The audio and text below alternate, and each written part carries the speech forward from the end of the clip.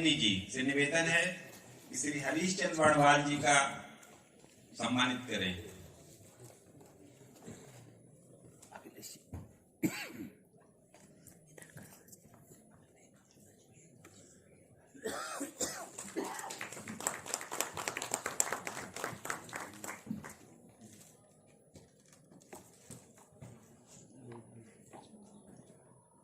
सुशील जी हमारे बहुत वरिष्ठ प्रचारक हैं और हमारे मध्य उपस्थित हुए हैं, तो उनका बहुत बहुत आभार व्यक्त करते हैं हम सभी लोग।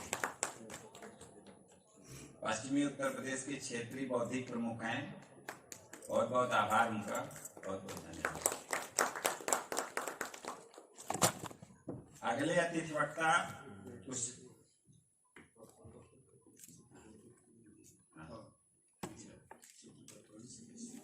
आप सर ने क्षमा चाहते हैं, सर ने परिवर्तन करवाया पहले कि जो स्थापित मान्यताएं हैं, अवधारणाएं हैं, स्थापनाएं हैं, उसके प्रतिरोध के लिए क्या कुछ किया जा सकता है और क्या कुछ करना चाहिए। धन्यवाद प्रणय जी, अशोक जी, श्याम जी, अखिलेश जी और नीरज जी और सभी सम्मानित सदस्यों, सबको मैं प्रणाम करता हूं ये मौका देने के लिए। और अशोक जी ने अभी अच्छी बात की जेएनयू की। मैं एक बात जरूर रखूंगा कि मेरी एक पुस्तक, जब ये टुकड़े टुकड़े गैंग वाला समय था, उसके ठीक 1 साल बाद मेरी एक पुस्तक आई थी मोदी सूत्र, और उसका विमोचन उसी जेएनयू कैंपस में रखा था। और इतनी भीड़, इतने सारे लोग, मतलब मैं बता नहीं सकता कि जैसे चीजें भरी हुई है ना कि वहां पर इस तरह के लोग हैं, तो दूसरी तरफ के लोग भी वहां पर भारी संख्या में हैं। और निश्चित रूप से अगर आप अगले साल करेंगे तो जो लोगों का उत्साह है वो देख करके हम भी अभिभूत होंगे और बाकी लोग भी अभिभूत होंगे। तो साथियों, जब मुझे ये टॉपिक मिला तो मैं भी कोई बुद्धिजीवी तो हूं नहीं, लेकिन हाँ, मैं ये जरूर कहूंगा कि इस टॉपिक पर थोड़ा हमने रिसर्च करने की कोशिश की कुछ लोगों से जो बुद्धिजीवी है। मैंने कहा भैया जरा बताओ इकोसिस्टम इन एजेंडा सेटिंग क्या है, कैसे इस पर बात रखी जाए। तो कुछ ने ये भी कहा, मैं आपको आपके सामने रखूंगा, चैट जीपीटी खोला और उसमें उन्होंने डाला और फिर लंबा चौड़ा आलेख निकल आया। 1 बार 2 बार 10 बार निकाल लीजिए, पढ़ा। लेकिन एक सज्जन ने मुझे कहा, और निश्चित रूप से वो बात कहूंगा, कि उन्होंने मुझे कहा कि हरीश जी, आपने पिछले साल 15 जनवरी को मैंने एक YouTube चैनल शुरू किया अपना, हरीश वर्णवाल, और सिर्फ पौने 2 साल में प्रो सनातन है, खुलकर मैं कहता हूं, कहीं कोई इसमें मुझे संदेह नहीं है कहने में, सिर्फ पौने 2 साल में ये YouTube चैनल पूरी दुनिया में सभी भाषाओं में 40वें नंबर पर है मोस्ट इन्फ्लुएंशियल चैनल, सभी भाषाओं में। तो उन्होंने ये कहा कि आपने तो खुद एजेंडा सेटिंग को लेकर के जो उधर का इकोसिस्टम है उसको तोड़ने में, उसको जवाब देने में आपने एक बढ़िया रोल निभाया है, तो आपसे बेहतर क्या बोलेगा। तो फिर दोस्तों, मैंने उस पर बड़ा विचार किया और मैंने कुछ एग्जाम्पल निकाले। मैं निश्चित रूप से कहूंगा, जैसे अभी इंडिया गठबंधन बनाया गया, जिस दिन बनाया गया, जिस समय बनाया गया, उसके अगले घंटे मैंने एक वीडियो बनाया था कि इसको इंडिया गठबंधन ना कहा जाए, और फिर पूरे अच्छे से डिकोड किया मैंने कि ये इंडी अलायंस है, इंडी गठबंधन है, इंडिया गठबंधन नहीं। और देखिए फिर आज वो पूरे देश में हर कोई कह रहा है। अब आपको दोस्तों मैं बहुत ही संक्षिप्त में 2 चीजें, इकोसिस्टम और एजेंडा सेटिंग, इन दोनों के बारे में सबसे पहले मैं उदाहरण के जरिए अपनी बात रखता हूं और आपको मैं बताता हूं कि क्या नई सोच हो सकती है जो हम सोच कर भी नहीं सोच सकते। वो मैंने गंभीरता से देखने के बाद ये महसूस किया। अभी जैसे अशोक भाई ने कहा कि दे दी हमें आजादी बिना खड़ग बिना ढाल, इससे बड़ा झूठ नहीं हो सकता। अब मैं आपको एक उदाहरण देता हूं, शायद कहीं नहीं मिलेगा। मैंने ये सोचना शुरू किया, यार ये इकोसिस्टम क्या है, एजेंडा सेटिंग क्या है। जिसके लिए हम इतनी मेहनत करते हैं, हमको तो पता ही नहीं है। जैसे एक होता है ना गांव में, या आप अपने घर में देखिए तो कोई आकर के किसी की शिकायत कर जाता है, चुगली जिसको बोलते हैं कि अरे वो तो ऐसा है यार। तो हम हमारे घर में हमारे माता पिता ये कहते हैं कि यार छोड़ो, बुरी बातों से दूर रहना चाहिए, उससे क्या फर्क पड़ता है। लेकिन यही बुरी बातें जब एक सिस्टम के तहत कही जाती है, गलत बातें, तो वही तो एजेंडा सेटिंग होता है। और क्या होता है, ये जो चुगली हो रही है लगातार सरकार के खिलाफ, हम उसको कई बार इग्नोर कर देते थे, हमको पता नहीं था, हमको लगता था कि सरकार अच्छा काम करेगी, चुनाव में जाएगी, जीत जाएगी। लेकिन यहाँ तो खेल ही अलग है, यहाँ तो कुछ हो ही अलग रहा। अब मैंने दोस्तों ये देखना शुरू किया कि इकोसिस्टम आखिर है क्या। तो कई सारे लोग क्या सोचते हैं कि ये तो मोदी जी के आने के बाद शायद चीजें बनी होंगी, लेकिन मैं आपको बताता हूं कि ये आजादी के पहले से चीजें चली आ रही हैं। और मैं आपको अंग्रेजों के बारे में बताता हूं कि अंग्रेजों ने अपनी सत्ता को सही तरीके से बिना लड़े झगड़े बचाने के लिए एक इकोसिस्टम खड़ा किया, और उस इकोसिस्टम का नाम कांग्रेस है। वो इकोसिस्टम कांग्रेस था। 1885 में अंग्रेजों ने, एओ ह्यूम ने जो सिस्टम बनाया, वो इकोसिस्टम जो अंग्रेजों की सत्ता को बनाकर रखे, अंग्रेज जैसा सोचते हैं, अंग्रेज जिस तरीके से इस देश की सत्ता को चलाना चाहते हैं, उस इकोसिस्टम का सबसे बड़ा उदाहरण कोई और नहीं, सिर्फ और सिर्फ कांग्रेस है। ये मेरी सोच कहती है दोस्तों। और अब आप आजादी के बाद चले आइए। आजादी के बाद उसी कांग्रेस ने एक ऐसा इकोसिस्टम खड़ा किया जो आज भी देश में कांग्रेस की सत्ता को, सिर्फ एक परिवार की सत्ता को बनाए हुए है। आज भी उनको लगता है कि अगर भाजपा के खिलाफ, भाजपा से अलग कहीं हम जाएं तो कहां जाएं, उनको लगता है कि एक ही परिवार है और वो कांग्रेस है। अब मैं आपको एक एजेंडा सेटिंग का उदाहरण देता हूं। मैंने दोस्तों बड़ा काम किया। अभी पिछले साल 15 अगस्त के दिन मैंने 1947 से लेकर 2023 तक सभी प्रधानमंत्रियों के भाषण पढ़े। लगभग इसमें ट्रांसक्रिप्ट तैयार करने में मेरी टीम को लगभग 300 घंटे लगे। सबके ट्रांसक्रिप्ट, जिन लोगों ने जो भी भाषण दिया लाल किले के प्राचीर से, वो सारे भाषण निकाले, मैंने गहन अध्ययन किया। अब आपको मैं एक मजेदार चीज बताता हूं दोस्तों। 1947 से नेहरू ने 17 साल तक क्या किया?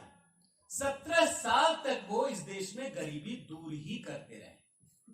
पहले प्रधानमंत्री थे, देश की मुसीबतें थी, गरीबी दूर होती भी रही, हमने भी मान लिया भैया समस्या है, बहुत गंभीर समस्याएं होंगी। लेकिन उसके बाद इंदिरा गांधी का समय आया, वो भी लगभग 14-15 साल का। उन्होंने तो गरीबी हटाओ का नारा दिया था, उन्होंने ही दिया था, और हर साल वो गरीबी दूर करती रही। चलिए वो भी अच्छा है, गरीबी दूर होती ही रही होगी, मान लिया। उसके बाद आगे बढ़िए, राजीव गांधी के भाषण सुने, उसमें भी इसको चाशनी लगाकर नए सिरे से पेश किया जाता रहा। हम गरीबी दूर करेंगे, हम भुखमरी दूर करेंगे, गरीबी दूर होता ही रहा। चलिए कोई बात नहीं। फिर मैं आया नरसिम्हा राव शासनकाल में, उनके भाषण में भी हर साल गरीबी दूर होता ही रहा। आपको मैं एक उदाहरण दे रहा हूं दोस्तों, आप हैरान हो जाएंगे, आप कल्पना नहीं कर सकते। और जब मैंने मनमोहन सिंह का शासनकाल देखा तो 10 साल में उनके भाषण में ये मिला कि अगर मैं ये काम कर दूंगा तो सिर्फ भारत नहीं, पूरी मानवता से गरीबी दूर हो जाएगी, पूरी धरती से। ये भाषण है। और आज क्या हो रहा है आप सोचिए। उसी परिवार का एक आदमी, राहुल गांधी, प्रियंका वाड्रा, आज गरीबों के सबसे बड़े मसीहा बने हुए हैं। और मोदी जी अडानी और अंबानी के दोस्त हैं। ये होता है दोस्तों एजेंडा सेटिंग। ये हमारे दिमाग में भर दिया जाता है कि गरीबी दूर करेगा तो वो यही परिवार दूर करेगा, जो करता कुछ भी नहीं है। लेकिन हमारे दिमाग में ये भर दिया जाता है, ये होता है एजेंडा सेटिंग। मैं कुछ उदाहरण देता हूं दोस्तों आपको।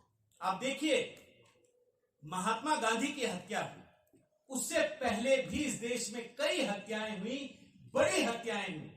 महात्मा गांधी के बाद भी हत्याएं हुई, ऐसा नहीं है नहीं हुई।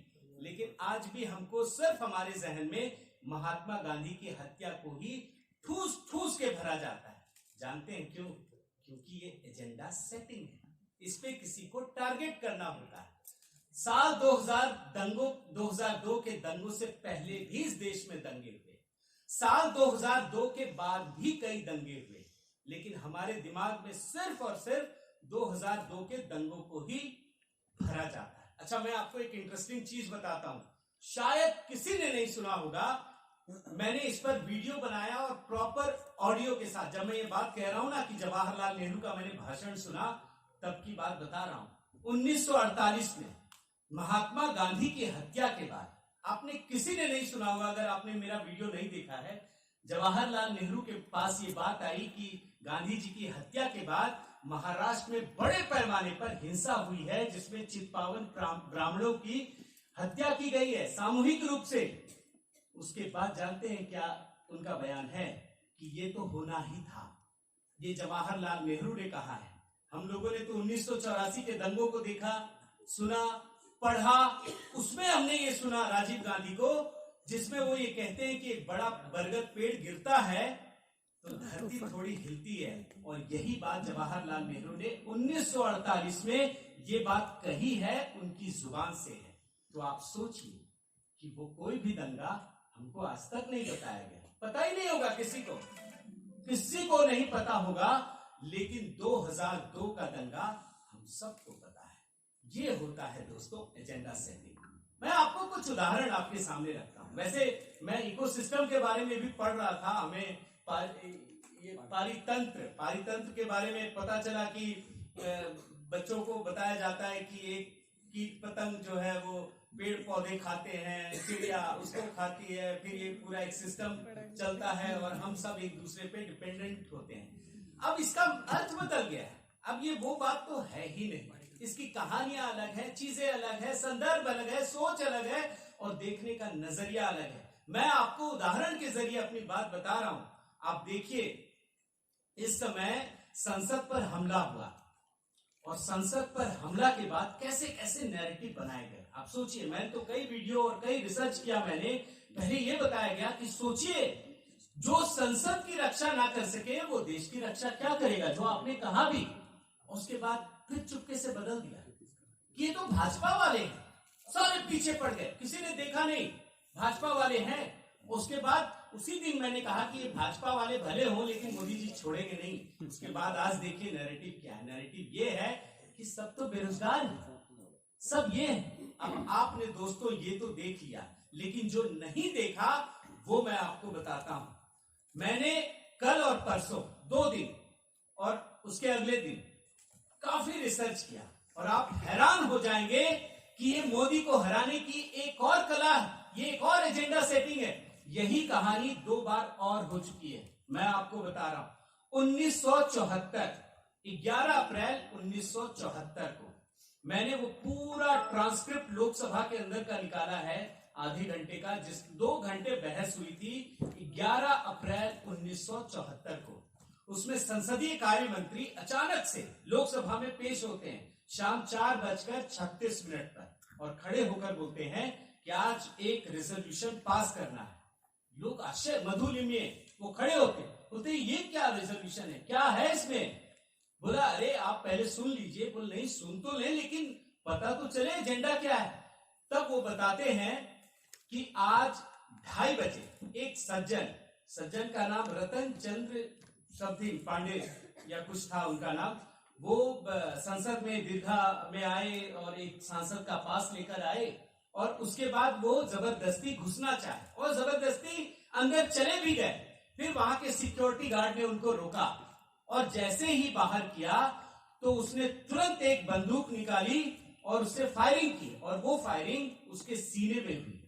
और उसके बाद जब उसे पकड़ करके लोगों ने रखा तो पता चला कि इसके पास, रतन चंद्र के पास 2 पिस्टल है और एक बम रखा हुआ है। अब उस पर डिबेट होती है, बहुत सारे लोग, जनसंघ के भी जो नेता थे उन्होंने भी कहा, लेकिन आखिर में क्या होता है मैं आपको बताता हूं।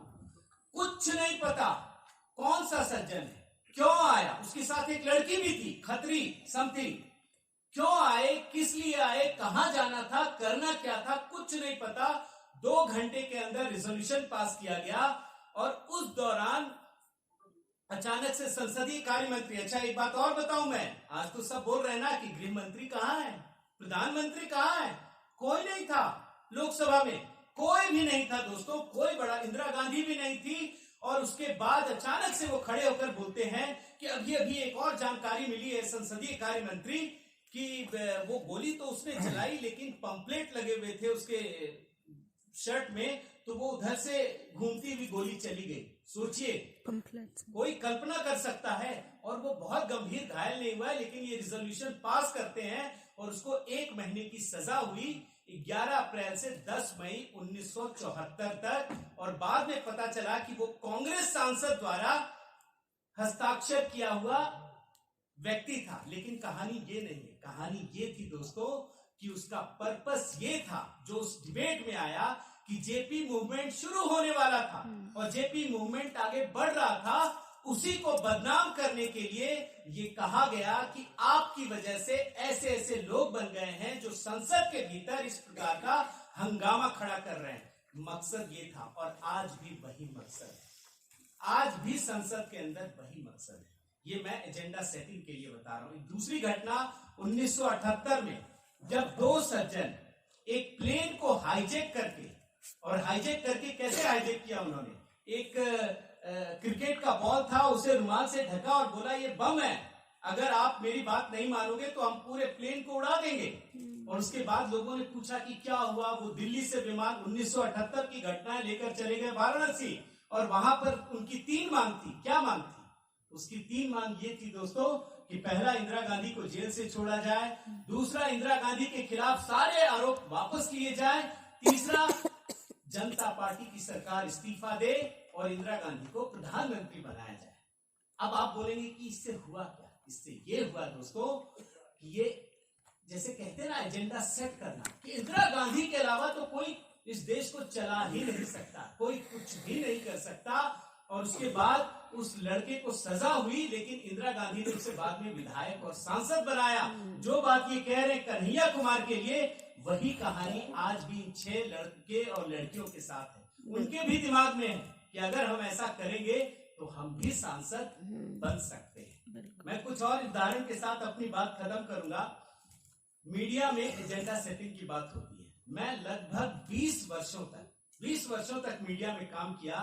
2002 की घटना के समय मैं स्टार न्यूज में काम करता था। जब नरेंद्र मोदी की खबरें आती थी ना, तो हमें मानकर ये लिखना पड़ता था कि ये गुनहगार है ही, अदालत कुछ कहे, कुछ भी, ऐसी सोच भर दी गई थी।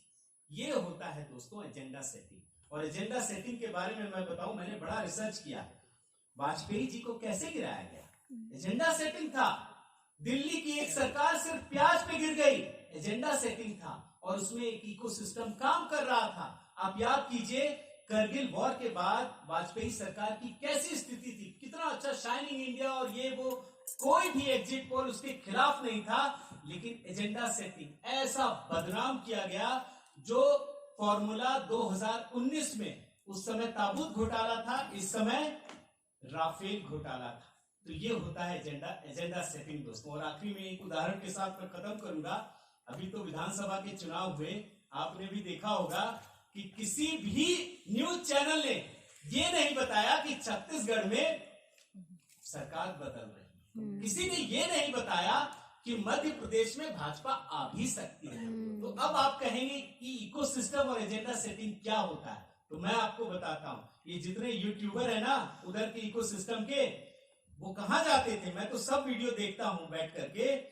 वो सारे एक पर्टिकुलर मोहल्ले में ही घुसते थे। क्यों घुसते थे? क्योंकि वो भाजपा के खिलाफ ही बोलेंगे, यही बोलेंगे, और वहां से जाकर के ये पूरा इकोसिस्टम एजेंडा सेट करता था। तो ये इतना बड़ा इकोसिस्टम है दोस्तों, जिसके लिए हमें भी सोचना चाहिए, समझना चाहिए। लेकिन अंत में मैं एक लाइन जरूर कहूंगा कि अगर उनके लिए एजेंडा सेट करने वाला जो इकोसिस्टम है वो खान मार्केट गैंग है, अगर उनके लिए एजेंडा सेट करने वाला इकोसिस्टम अवार्ड वापसी गैंग है, तो इधर के लोगों के लिए वो गरीब है जिनका भला इस देश की सरकार करती है, वो नारी शक्ति है जिसका भला ये सरकार करती है, तो वो कितना भी इकोसिस्टम बना ले, इधर का भी इकोसिस्टम मजबूत हो रहा है।